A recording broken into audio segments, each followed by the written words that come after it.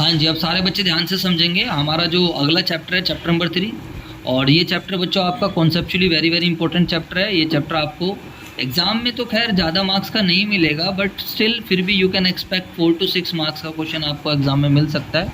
But practical life में या in future में आपको इस चैप्टर की बहुत ज़्यादा क्या पढ़ने वाली है मेरे बच्चों, ज़रूरत पड़ने वाली। समझ में आई बातें नहीं? तो ये चैप्टर हमें ये समझाता है बेसिकली कि यार theory base of accounting standards क्या है, इंड एस क्या है। चलो इस पर तो अभी हम डिस्कशन करेंगे। इसके अलावा पहले हमें ये समझने की आवश्यकता है कि अकाउंटिंग प्रिंसिपल्स, कॉन्सेप्ट्स, कन्वेंशंस ये सब क्या होती हैं। इसके बारे में ये आपको थोड़ा सा ज्ञान देगा। हम लोग बुक कर रहे हैं टी एस ग्रेवाल 2023 एडिशन हम लोग फॉलो कर रहे हैं। तो सभी बच्चे यहाँ पर प्लीज़ क्या, ओ भाई ध्यान दो इधर, यहाँ पर प्लीज़ कंसंट्रेट कर लो, फालतू दिमाग लगाने की जरूरत नहीं है। तो एक वर्ड होता है गैप। गैप का मतलब होता है जनरली एक्सेप्टेड अकाउंटिंग प्रिंसिपल। जैसे कि नाम ही पता चल रहा है, जनरली एक्सेप्टेड अकाउंटिंग प्रिंसिपल, जो ज़्यादातर लोग एक्सेप्ट करते हैं, जो ज़्यादातर अकाउंटेंट एक्सेप्ट करते हैं, जो ज़्यादातर एंटिटीज़ एक्सेप्ट करते हैं। तो बेसिकली वो क्या होते हैं, गैप बेसिकली क्या होता है, गैप कोई भी अकाउंटिंग प्रिंसिपल्स है, गैप कोई भी कॉन्सेप्ट्स है, या गैप कोई भी कन्वेंशंस है। कन्वेंशन का मतलब एक तरीके पढ़ था जो हम फॉलो करते हैं वाइल डूइंग द अकाउंटिंग। जैसे जब आप फर्स्ट डे आए थे तो मैंने आपको एक बात समझाई थी कि जब कभी भी आप अकाउंट्स पढ़ोगे तो आपको हमेशा अपने आप को क्या मानकर, business, you are a business, you have to think from the business point of as per the business entity concept. ये बात मैंने आपको समझाई थी या नहीं समझाई थी? अरे जवाब दो। तो वो मैंने अपनी तरफ से नहीं बताई थी, दैट इज वो एक अकाउंटिंग कॉन्सेप्ट है। अब जब कभी भी आप अकाउंटिंग करते हो तो बताओ क्या उस बात को आप मानते हो या नहीं मानते हो? अरे बोल दो। अगर आप उस बात को नहीं मानोगे तो प्रॉब्लम हो जाएगी। उसका सिंपल सा मतलब है, आप अगर हर बार ओनर के पॉइंट ऑफ व्यू से सोचोगे तो हर बार रिजल्ट क्या मिलने वाला है, गलत मिलने वाला है, बिल्कुल गलत। आप कभी सोच ही नहीं पाओगे, फिर जो रिजल्ट चाहिए वो क्या नाम है, मिलेगा ही नहीं। समझ में आया? तो ये चीज़ों को आसान करते हैं रेदर देन की मुश्किल बनाते हैं। तो आप ये मान लीजिए इसीलिए लोग इनको जनरली एक्सेप्ट करते हैं। अभी आगे जाके रीज़न भी पता चलेगा कि why accounting principles are generally accepted. तो ये बेसिकली रूल्स हैं, बेसिक रूल्स हैं जो डिफाइन करते हैं पैरामीटर्स, कितने दायरे में हमें काम करना है, कॉन्स्टेंट्स बताते हैं, और and with in the which accounting operates. These principles are the theory base of accounting on the basis of which financial statements are prepared. Final account, general ledger, trial balance sheet सब कैसे बनेंगे, they are the guidelines for preparing the financial statement. तो you can say कि basically ये मेरे बच्चों क्या है, गाइडलाइंस हैं। ये क्या है, गाइडलाइंस है। लेकिन हाईलाइटर कहाँ है भाई? यहाँ का हाईलाइटर वो ले गए क्या, मुझे लग रहा है यहाँ पर। हाँ जी, तो इंडिया में मेरे बच्चों अकाउंटिंग स्टैंडर्ड्स कौन इशू करेगा? ICAI। What is the full form of ICAI? Institute of chartered accountant of India. यानी कि किसी भी व्यक्ति को CA बनना होता है तो वो उसको इस इंस्टीट्यूट की गाइडलाइंस को फॉलो करना होता है। यही इंस्टीट्यूट क्या करता है, सारे के सारे एग्जाम्स वगैरह कंडक्ट कराता है। बात समझ में आ गई नहीं? इंडिया में CA कोई और इंस्टीट्यूट नहीं बना सकता है। जैसे कोई आपसे पूछे ना CA कौन से कॉलेज से कर रहे हो, तो बेइज्जती मत करवा देना, दिल्ली से कर रहे हैं, वहाँ से कर रहे हैं। अबे CA सीधा बोलना, एक ही इंस्टीट्यूट कराता है, क्या नाम है उसका? ऐसे। लेकिन जैसे BCom है, BSc है, BTech है, MTech है, दुनिया भर के इंस्टीट्यूट्स कराते हैं। समझ में आया नहीं है? लेकिन CA की एक ही अकाउंटिंग। तो CA खाली CA करवाता नहीं है CA इंस्टीट्यूट, उसके अलावा इनकी बहुत सारी गाइडलाइंस है, अकाउंटिंग स्टैंडर्ड इशू करते हैं, एसेज वगैरह इशू करते हैं। अब अकाउंटिंग स्टैंडर्ड्स क्या होते हैं आप आगे आने वाली इसी चैप्टर में पढ़ोगे। बेसिकली सेट ऑफ रूल्स है, गाइडलाइंस है, प्रिंसिपल्स हैं जो हम लोगों को फॉलो करने होते हैं किसी चीज़ की अकाउंटिंग करने के लिए, किसी चीज़ को मेज़र करने के लिए, किसी चीज़ को रिकॉर्ड करने के लिए, प्रेजेंटेशन के लिए। समझ में आया कुछ है नहीं आया? तो अभी ये यहीं से अब आपकी थोड़ी नॉलेज बनती चली जाएगी। तो प्लीज़ सारे बच्चे थोड़ा कंसंट्रेट करेंगे और अच्छे से समझेंगे। थ्योरी चैप्टर ज़रूर है बट आपको आना चाहिए। The institute of chartered accountants of India has issued accounting standards issue करें to standardise the accounting practices adapted to prepare financial statement, जिससे कि सबकी एक स्टैंडर्ड लगे, एक अच्छी अकाउंटिंग होए और सभी एक जैसे अकाउंटिंग करें। Initially the accounting standards were recommendatory but were gradually made mandatory. पहले ऐसा बोला जाता था कि अकाउंटिंग स्टैंडर्ड्स आपकी मर्जी है, फॉलो करना है तो कर लो, नहीं फॉलो करना तो छोड़ दो। बट आज के टाइम क्या हो चुका है, मैंडेटरी हो चुका है। समझ में आ गई बात है नहीं? Presently the accounting standard issued by the applicable on non corporate entities. ध्यान रखना, जो नॉन कॉर्पोरेट एंटिटीज़ है उनके ऊपर लगते हैं। Even accounting standard notified under the companies act are applicable and mandatory on company. India में अकाउंटिंग स्टैंडर्ड्स MCA भी इशू करता है और साथ के साथ ICAI भी। ICAI जो अकाउंटिंग स्टैंडर्ड इशू करता है वो किस पर लगता है, एनपीओ पे लग जाता है, किसी प्रोप्राइटरशिप फॉर्म पे लग जाता है, या किसी पार्टनरशिप फॉर्म पे लग जाता है। लेकिन मिनिस्ट्री ऑफ कॉर्पोरेट अफेयर जो अकाउंटिंग स्टैंडर्ड्स इशू करती है वो किस पर लगता है, कंपनीज पर। किस पे लगता है, कंपनी।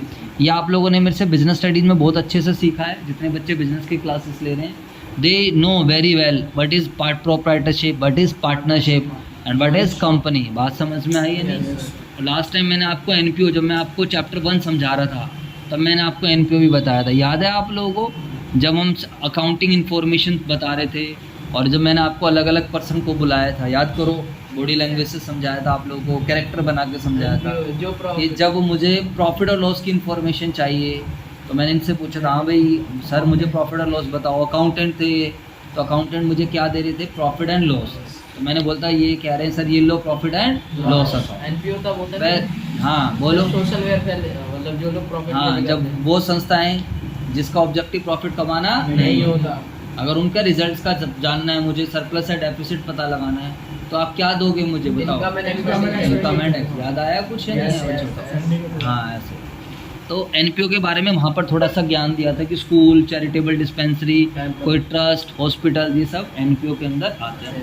पहले एनपीओ का चैप्टर होता था, लेकिन अभी फ़िलहाल वो चैप्टर क्या है, हट चुका है आपके सिलेबस में। इसलिए मैंने कहा यार चलो रिकॉर्ड कर लेते हैं, थोड़ा अच्छा लगता है। फिर बात समझ में आ रही है नहीं आ रही बच्चों? तो ये आपके लिए फ्यूचर तक की चीज़ें हो जाएंगी। फिर आगे चलते हैं, meaning and nature of accounting principal. तो हम इसको थोड़ा सा पढ़ते हुए चलते हैं। ये थोड़ा सा टेक्निकल है, ना भी समझ में आए तो पैनिक होने की बिल्कुल भी आवश्यकता नहीं है। Principles of accounting are general law, ये साधारण लॉ है। एक लॉ का मतलब होता है कानून, जिसको आप फॉलो करो, एक तरीके का रूल है, ठीक है, जो हम एडॉप्ट करते हैं और propose as a guide to action. मतलब एक तरीके से इसको आप ऑप्ट कर लो यार, ये गाइड किसी काम को करना कैसे है उसका एक ब्लूप्रिंट है, एक तरीके से सेटल ग्राउंड और बेसिस ऑफ कंडक्ट और प्रैक्टिस। ठीक है, ये तो डेफिनेशन, हर चीज़ की डेफिनेशन हमें रटने की आवश्यकता नहीं है, सीधी सी बात ध्यान रखें। अकाउंटिंग की डेफिनेशन याद होगी बहुत है, हम यहाँ रटने के लिए नहीं बैठे हुए हैं कि भैया रट्टे लगाते रहेंगे। बात तुम्हें समझ में आई या नहीं आई, बोलो बच्चों। मैं कभी नहीं बोलूँगा कि आप इसका भी रट्टा मारो, फिर तो भैया गलत हो जाएगा, फिर आपके साथ भी और हमारे साथ भी। मेरे बस की भी नहीं है रट्टा। बस आपको आइडिया होना चाहिए, you must have the idea कि यार बेसिकली अकाउंटिंग प्रिंसिपल्स होते क्या हैं। तो आपसे कोई पूछे अकाउंटिंग प्रिंसिपल्स क्या है, तो आप सिंपली बोल दो अकाउंटिंग प्रिंसिपल जनरली रूल्स हैं। जनरली मेरे बच्चों क्या है, रूल्स है। ये वो रूल्स हैं जो अकाउंटेंट क्या करते हैं, मेरे बच्चों बताओ, फॉलो करते हैं। ये वो रूल्स हैं जो अकाउंटेंट क्या करते हैं, फॉलो करते हैं। जब वो क्या करते हैं, वाइल रिकॉर्डिंग, जब वो अकाउंटिंग ट्रांजेक्शन्स को क्या कर रहे हैं, तुम्हारे पास पेन पेंसिल, हाँ अंडरलाइन करते रहो, ठीक है। दे आर द नॉर्म्स, इन्हीं को रूल्स बोलते हैं, which are followed in accounting of various items of assets, liabilities और एक्सपेंसेस, इनकम। आप ये लिखना आपने जब घर पे नोट्स बनाओगे, तो ये वाली लैंग्वेज अच्छी है, ऊपर वाली लैंग्वेज को आप छोड़ देना। फॉर एग्जाम्पल, अब एग्जाम्पल के तौर पे लाइक इन्वेंट्री की जब हम वैल्यूएशन करते हैं, इन्वेंट्री, ओए इधर देखो, इन्वेंट्री की वैल्यूएशन करी जाती है, is valued at lower of cost और एनआरवी।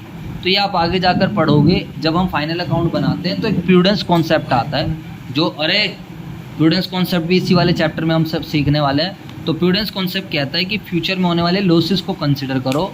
इधर देखो मेरी तरफ, फ्यूचर में होने वाले लॉसेस को कंसिडर करो, but do not consider future profits. Future में होने वाले प्रॉफिट्स को कभी भी कंसिडर नहीं करना। बात समझ में आई या नहीं? अब यहाँ पर क्या हो रहा है, अब इसी हिसाब से वो कहता है, अगर आपके पास स्टॉक पड़ा हुआ है, इधर देखो, अगर साल के एंड में मान लो आपके पास स्टॉक है, आपका सामान है, किस चीज़ का है, मान लेते हैं हमारा सामान है चम्मच बेचने का, किस चीज़ का हमारा बिजनेस है, चम्मच, ठीक है, कांटे वाटे जो भी, ऐसा हमारे पास बहुत सारा स्टॉक पड़ा हुआ है।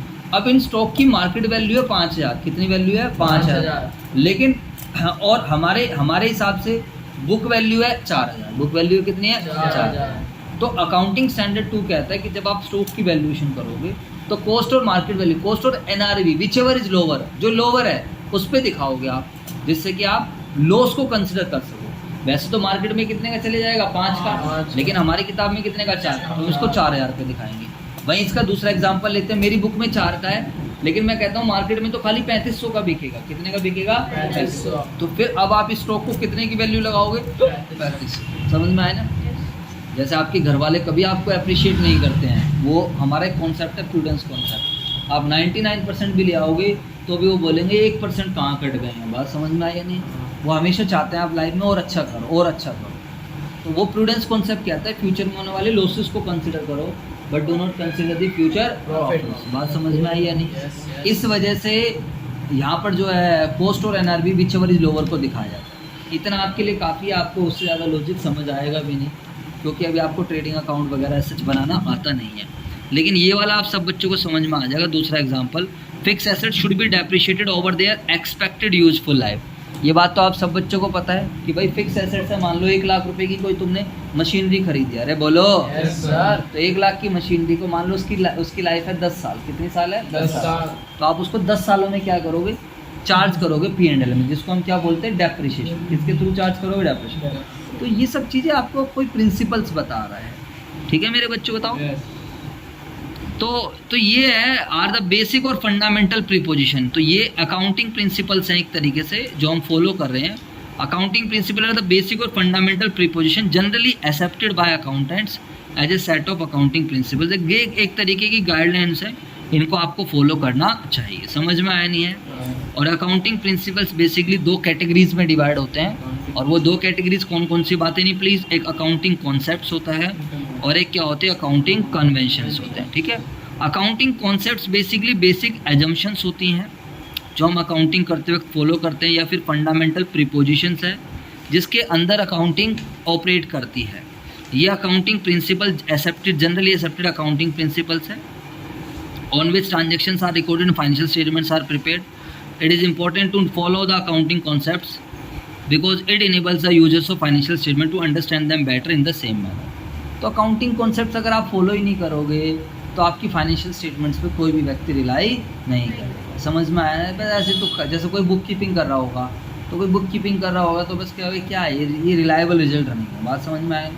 जैसे आप कई बार क्या होता है, आप कहीं कोई आपको घर पे पढ़ा रहा है तो आपको उतना ट्रस्ट नहीं बनता, पता है क्यों? कभी भी बीच में भाग जाएंगे, सर मैं अब मेरी नौकरी लग गई, अब मेरी जॉब आ गई, अब मेरी ये रिस्पॉन्सिबिलिटी हो गई है, मेरी तबीयत ख़राब है, तो यू आर नॉट श्योर कि आपका पूरा सिलेबस होगा या नहीं होगा। लेकिन जब आप किसी कोचिंग इंस्टीट्यूट में जा रहे हो तो यू नो कि यार वो बंदा इतने टाइम से काम कर रहा है, तो वो अपनी जिम्मेवारी समझ के क्या करेगा, काम को करवाएगा। बात समझ में आई है? Yes. तो आप नॉर्मल बुक कीपिंग करोगे, उस पर कोई रिलाई नहीं करेगा। जैसे आप नॉर्मल ट्यूटर पे पढ़ रहे हो तो मे भी आपका अच्छा रिजल्ट बन सकता है और मे भी नहीं भी बन सकता। बात समझ में आई है नहीं? Yes.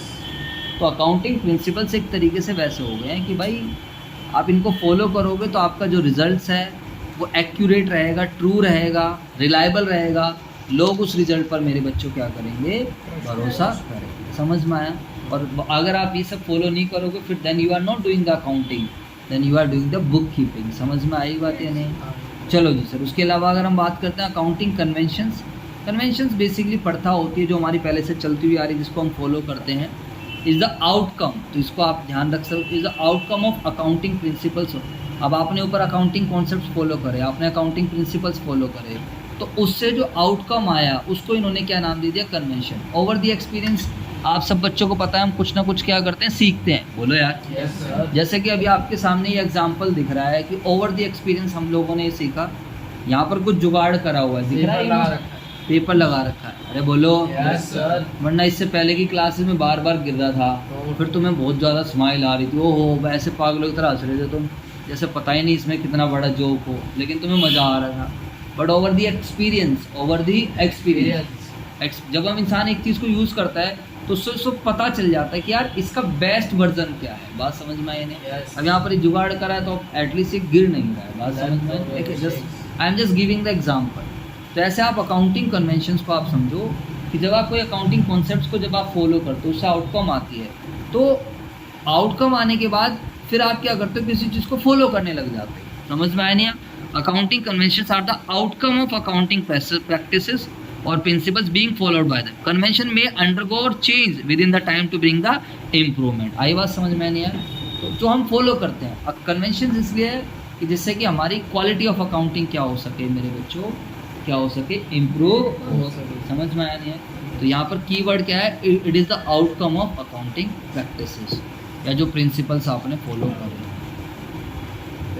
तो मुझे लगता है आप सब बच्चों को ये बात बहुत अच्छे से समझ आ गई होगी। अकाउंटिंग कॉन्सेप्ट्स क्या हैं, गैप क्या हैं, कन्वेंशंस क्या हैं, ठीक है? इसको आप यहाँ से यहाँ तक लिख लेना, काफ़ी बढ़िया दे रखा है। और चाहो तो एक आधी बुक का और रेफरेंस ले सकते हो, बाकी ज़रूरत है नहीं। और अकाउंटिंग फीचर्स क्या हैं? तो फीचर्स बड़े बच्चों वाले हैं। Accounting principles are man made. What is the meaning of man made? इंसानों ने बनाया। हमने बनाए हैं ओवर द एक्सपीरियंस, भगवान जी ने बना कर नहीं भेजे हैं, ध्यान रखो। ये हमने जैसे जैसे यूज़ करते रहे, जैसे जैसे एक्सपीरियंस मिलता गया, उसी हिसाब से मेरे बच्चों हम क्या करते चले गए, बनाते चले गए। समझ में आया नहीं आया? हो सकता है जब इनिशियली पहली बार अकाउंटिंग आई हो तो क्या नाम है, अकाउंटिंग प्रिंसिपल्स उस तरीके से ना बने हों। बोलो बच्चों। Yes, sir. तो accounting principles are man made and they are the best possible suggestion. These are the best possible suggestion है। यू कांट से कि हमेशा 100% रिजल्ट देंगे, बट बेस्ट पॉसिबल सजेशन कि हाँ यार आप ये कर रहे हो तो बेस्ट है ये, ठीक है। Based on practical experiences they are recommended for use by an enterprises to ensure uniformity and understanding. ये इसलिए लोग फॉलो करते हैं, रिकमेंड किया जाता है कि आप इसको यूज़ कर लो सो दैट कि एक यूनिफॉर्मिटी मेंटेन हो सके और अंडरस्टैंडिंग होती। बट यूनिफॉर्मिटी एक जैसा, जब आप लोग ट्रांजेक्शन रिकॉर्ड करते हो तो आप सभी एक जैसा रिजल्ट शो करो, तो वो तभी आप शो करोगे जब आप सबको अकाउंटिंग प्रिंसिपल्स एक जैसे सिखाए जाएंगे। जब आपके पास कुछ रूल्स होंगे, लाइक रेड लाइट आती है, तो रेड लाइट आती है तो सारे के सारे बंदे रुक जाते हैं, सारे ड्राइवर्स जो राइडर्स हैं सब रुक जाते हैं। क्यों? उन्हें पता है, उन्हें यही सिखाया गया है कि रेड लाइट पे रुकना है। इसका मतलब किसी दूसरी जो है वे की, किसी दूसरे पाथ की क्या है, रेड लाइट ग्रीन है, उनको जाने दो। अगर आप भी जाओगे तो एक्सीडेंट हो जाएगा। समझ में आया कुछ नहीं? Yes. उसी तरीके से आप यूनिफॉर्मिटी मेंटेन करने के लिए रूल्स का होना बहुत ज़्यादा जरूरी है। Accounting principles are flexible. What is the meaning of flexible? They can be change as per the requirement. Accounting principles permanent नहीं होते, चेंज होते रहते हैं टाइम टू टाइम। Right. बात समझ में आई या नहीं? Yes. अभी जैसे आपने देखा जीएसटी आ गया, जीएसटी की अकाउंटिंग आ गई है, हो सकता है कल वो किसी चीज़ की अकाउंटिंग में वो चेंज करते रहते हैं कुछ ना कुछ, ठीक है मेरे बच्चों, उसमें आपको टेंशन लेने की ज़रूरत नहीं है। और accounting principles are generally accepted. अगर अकाउंटिंग प्रिंसिपल जनरली एक्सेप्टेड ही नहीं होते तो फिर तो लोग उसको क्या कर देते, रिजेक्ट ही कर देते, फिर तो सिलेबस से भी हटा दिया जाता, हम पढ़ते ही नहीं। जैसे कि बहुत सारी कंपनीज ऐसी होती हैं जो ख़त्म हो जाती हैं, जैसे याहू। टाटा की बात करें, हाँ याहू, ऑरकुट, पहले फेसबुक से पहले ऑरकुट चलती थी, है ना। तो जब कोई चीज़ चल रही होती है तभी लोग उसको क्या करते हैं, एक्सेप्ट करते हैं। समझ में आया? अब ये क्यों चल रहा है accounting principles, why they are generally accepted, ये हमारे पास है। अकाउंटिंग प्रिंसिपल बेस है, गाइडलाइंस है फॉर अकाउंटिंग, और जनरली एक्सेप्टेड होते हैं। The general acceptance of accounting principle usually depends upon how its meets 3 criteria. तो ये पेपर थ्योरी में आ सकता है आपके क्वेश्चन Features. कि why accounting principles are generally accepted. तो आप किसी चीज़ को क्यों एक्सेप्ट करोगे, बातें नहीं, अब किसी चीज़ को आप क्यों एक्सेप्ट करोगे, ऑब्वियस सी बात है वो आपके पर्पस को क्या कर रहा होगा, पूरा कर रहा होगा। बात समझ में आई है? Yes. तो अकाउंटिंग प्रिंसिपल्स को जनरली एक्सेप्टेड इसलिए कहा गया है क्योंकि सबसे पहली बात तो है एक रेलिवेंस, ये 3 क्राइटेरिया पूरे करते हैं। First relevance, second objective, third क्या है, feasible. What is the meaning of relevance? Relevance का मतलब ये है कि अकाउंटिंग प्रिंसिपल को रेलिवेंस तब कहा जाएगा अगर ये यूजफुल इंफॉर्मेशन प्रोवाइड कराए। क्या कराए बच्चों बताओ? Useful information. अभी मैं मांग कुछ रहा हूँ, दे कुछ रहे हैं, तो फिर कोई फ़ायदा नहीं उस चीज़ का। अब हम अकाउंटिंग इस तरीके से करते हैं कि अकाउंटेंट हमें मोस्टली सारी इन्फॉर्मेशन क्या कर देता है, प्रोवाइड करा देता है। तो accounting principles are relevant, relevant तब कहा जाएगा if they are results in information that is useful to the users of. Obvious सी बात है अकाउंटिंग प्रिंसिपल्स हमें रेलिवेंट इन्फॉर्मेशन प्रोवाइड करा। समझ में आया मेरे बच्चों या नहीं है? तो कल को ये थ्योरी में आ गया तो ज़्यादातर बच्चों की हालत ख़राब हो जाएगी। तो इट्स बेटर कि हेडिंग्स वगैरह जो रहते हैं उसको देख लिया करें। रेलिवेंस हो गया। Objective, accounting principles are objective if they are not influenced by the personal biasness of the persons preparing the accounting information. देखो यार, what is the meaning of personal biasness? Personal biasness का मतलब होता है जहाँ पर मेरी ना चले, जहाँ पर सब कुछ एक इक्वली बिहेव रहे। अब मान लो यहाँ पर मेरे बच्चे भी पढ़ने आते हैं, तो मैं ऐसा नहीं है कि मैं अपने बच्चे के साथ एक स्पेशल ट्रीटमेंट कर रहा हूँ। बात समझ में आई? अगर वो गलती कर रहा है तो मैं उसको इग्नोर कर रहा हूँ। गलती तू कर रहा है तो भाई तू मेरे लिए स्टूडेंट ही है, तो तेरे को भी क्या होगी, डांट पड़ेगी। बात समझ में आई? होमवर्क नहीं करके ला रहे तो और बच्चों को जो पनिशमेंट मिल रही है दैट पनिशमेंट। इसका मतलब मैं पर्सनली बायसनेस नहीं। बात समझ में आई नहीं है? अगर मैं 1 घंटे का टाइम दे रहा हूँ, सब इधर देख लो, अगर मैं 1 घंटे का टाइम दे रहा हूँ टेस्ट लेने के लिए और बच्चों को, तो उसको भी टाइम कितना दिया जा रहा है, 1 hour. That is the meaning I am free from personal bias. इधर देख ले बेटे, ओ पायलट इधर देख, ये न्यूट्रल बिहेवियर मत रखा कर, खत्म करते। इधर देखो, हाँ ये बात तो सही है। चलो ऑब्जेक्टिव, तो तो अकाउंटेंट एक ये आप इसी को हम आगे जाके कॉन्सेप्ट भी समझेंगे, वेरीफाइबल ऑब्जेक्टिव कॉन्सेप्ट के थ्रू समझेंगे, जो कि मैं भी आपको समझा रहा हूँ, डोंट वरी। तो कहा अकाउंटिंग प्रिंसिपल सार ऑब्जेक्टिव है, अगर वो इन्फ्लुएंस नहीं होते भाई। अब मान लो ओनर आया, ओनर आके अकाउंटेंट को बोलता है भाई तू 1 लाख की सेल चढ़ा दे झूठी, कोई दिक्कत नहीं है, 2 लाख का खर्चा चढ़ा दे, मैं कह रहा हूँ ना। तो यहाँ पर अगर ये जो अकाउंटेंट है ओनर के कहने से, टॉप लेवल मैनेजमेंट के कहने से अगर ये चीज़ें रिकॉर्ड कर दे रहा है, तो फिर accounting principles are not objective. ध्यान रखना, समझ में आया नहीं है? तो यानी वो पर्सनल बाइसनेस आ गई वहाँ पर, ठीक है मेरे बच्चों। तो जनरली लोग इसीलिए एक्सेप्ट करते हैं क्योंकि accounting principle relevant information provide कराते हैं जो कि यूजर के लिए काम की होती है। अकाउंटिंग प्रिंसिपल्स ऑब्जेक्टिव्स होते हैं, मतलब ऑब्जेक्टिवली काम करते हैं। इसका मतलब है कि वो जो अकाउंटेंट है वो पर्सनली बाइस्ड नहीं होता है। फिजिबल अकाउंटिंग प्रिंसिपल्स को फिजिबल तब कहा जाएगा if they are applied without undue complexity and cost. अब मान लीजिए किसी चीज़ को अप्लाई करने में इतने महंगे बहुत पैसे लग जाएं, करोड़ों रुपए का आ जाए या लाखों रुपए लग जाए कोई सॉफ्टवेयर, या फिर क्या होता है कई बार चीज़ें इतनी कॉम्प्लेक्स कर दी जाती है अच्छा बनाने के चक्कर में कि लोगों को समझ में ही ना आए। बात समझ में आए नहीं है? तो मतलब अकाउंटिंग प्रिंसिपल्स तभी लोग अप्लाई करेंगे, they will be generally accepted. इधर देख लो, when they will be generally, when they are easy to understand, when they are easy to apply. What is मैं यहाँ पर फिजिबिलिटी का बच्चों को प्रैक्टिकली एग्जांपल देता हूँ। फिजिबल का मतलब लड़का लड़की को कहता है कि मैं तेरे लिए चांद तारे तोड़ लाऊंगा, तो बस मतलब मेरे प्रपोज को एक्सेप्ट कर ले। अब मुझे बताओ क्या ये प्रैक्टिकली फिजिबल है? बोलो हाँ है ना। बॉयज़ और गर्ल बोलो। अभी आप लोगों ने गाना भी सुना था, कौन सा गाना था? तेरे वास्ते फलक से मैं चांद लाऊंगा। गानों में तो आप हमेशा देखना बातें नहीं, अतिशोक्ति अलंकार चलता है, बड़ा चढ़ा के वर्णन। तो हाँ, फेंका फेंकी, बिल्कुल सही बात है। अकाउंटिंग प्रिंसिपल सर, तो अगर ये लड़का कह रहा है कि भाई तू एक्सेप्ट कर ले मेरे प्रपोजल को, मैं तेरे लिए चांद तारे तोड़ लाऊंगा, तो ठीक, तो this is not practically feasible. बात समझ में आई नहीं? मैं आपको फिजिबिलिटी का एग्जांपल दे रहा हूँ, आपको ध्यान रहे। तो अकाउंटिंग प्रिंसिपल्स ऐसे होने चाहिए जिसे प्रैक्टिकली क्या किया जा सके, एक्सेप्ट किया जा सके। इतनी हार्ड लैंग्वेज में नहीं होनी चाहिए, इतनी कठिन नहीं होने चाहिए। जैसे वो मंजा नहीं बन जाता, मंजा देखा है आप लोगों ने? मंजा कई बार हम पतंग उड़ाते हैं तो मंजा इतना उलझ जाता है कि हम उसको सुलझाने की कोशिश भी कहते कट करते हैं, हटाओ फेंको, नुकसान हो रहा है तो होने दो, क्योंकि वो बहुत कॉम्प्लेक्स हो गया। अरे जवाब दे। तो अकाउंटिंग प्रिंसिपल ऐसे ना हो। मैंने बताया जब कंप्यूटर का सॉफ्टवेयर आप डाउनलोड करते हो तो हम उसमें नेक्स्ट करते हुए चले जाते हैं। बताओ क्यों हम नेक्स्ट करते हुए चले जाते हैं? क्योंकि मेरे भाई साहब इतनी सारी टर्म्स एंड कंडीशन लिख देंगे, और टर्म्स एंड कंडीशन ये नहीं कि सिंपल लैंग्वेज में लिख दें, और भाई इतनी हार्ड लैंग्वेज में लिखेंगे कि यूजर सोचता है तो ले लेना जो तुझे चाहिए। बात समझ में आए? तो that is not practically feasible. बात समझ में आए नहीं? हाँ, तो accounting principles are feasible if they are, तो ये सब चीज़ें हैं। तो मुझे लगता है आप सब बच्चों को बेसिक फंडामेंटल्स क्लियर हो चुका है, what is the meaning of accounting principles and ये सब चीज़ अभी हम डिस्कस करेंगे। वो मैं आपको नेक्स्ट वीडियो में ही कराऊंगा कि what are the fundamental accounting assumption. 3 fundamental accounting assumption होती है, CAG के नाम से आप ध्यान रखोगे, कंसिस्टेंसी एजम्पशन, एक्रूअल एजम्पशन और एक गोइंग कंसर्न एजम्पशन, ठीक है। उसके अलावा there are certain accounting principles, 1 by 1 करके इन प्रिंसिपल्स को मैं अच्छे से समझाऊंगा, एंड कुछ प्रिंसिपल्स मैं आपको ऑलरेडी मेरे बच्चों एक्सप्लेन कर चुका हूँ। समझ में आया? तो प्लीज़ आप सभी बच्चे नेक्स्ट वीडियो जरूर